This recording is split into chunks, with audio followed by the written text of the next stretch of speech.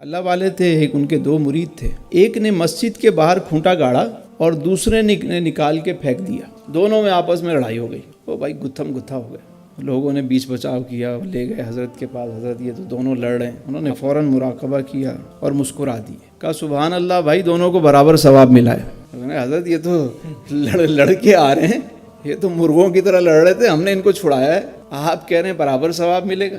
میں ہاں بتاؤ بھائی تم نے وہ کھونٹا کیوں لگایا تھا، ذرا وضاحت پیش کیجئے. کہا حضور یہ مسجد جو ہے ہماری لبے سڑک پر ہے، لوگ اپنی سواری کو جب یہاں آتے ہیں تو سواری ایسے ہی چھوڑ دیتے ہیں، ان کی توجہ نماز میں نہیں ہوتی، ادھر ادھر سواری پہ دھیان ہوتا ہے. تو میں نے سوچا کہ یہاں ایک کھونٹا گاڑ دوں، لوگ آئیں اپنی سواری کو پراپر طریقے سے باندھیں اور سکون کے ساتھ نماز ادا کریں. میری یہ نیت تھی. آپ نے فرمایا بتاؤ اس کو ثواب ملنا چاہیے یا نہیں؟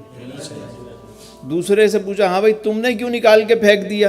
کہا حضور میں آیا، میں نے دیکھا مسجد کے باہر کھونٹا گڑا ہوا ہے.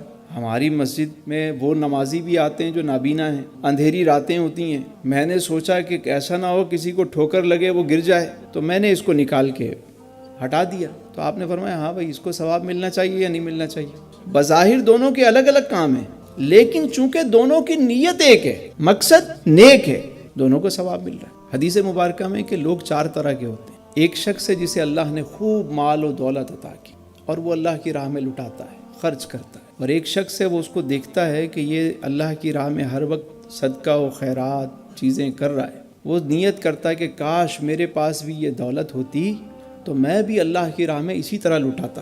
حدیث مبارکہ میں کہ دونوں کو برابر ثواب ملا.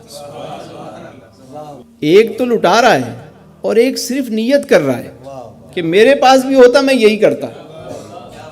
فرمایا ایک شخص ہے وہ اس کے پاس دولت ہے لیکن وہ غلط کاموں میں استعمال کرتا ہے، عیاشی کر رہا ہے، فحاشی میں، غلط کاموں میں، غلط چیزوں میں اپنا پیسہ برباد کر رہا ہے. اور ایک دوسرا شخص بیٹھ کے حسرت کیے ہوئے کہ میرے پاس دولت ہوتی تو میں بھی یہی کچھ کرتا. ہمیں ان دونوں کو بھی برابر دونوں کو برابر گناہ ملے گا. کیوں؟ وہ للچائی ہوئی نظروں سے وہی دیکھ رہا ہے، میرے پاس بھی ہوتا تو میں یہی کرتا.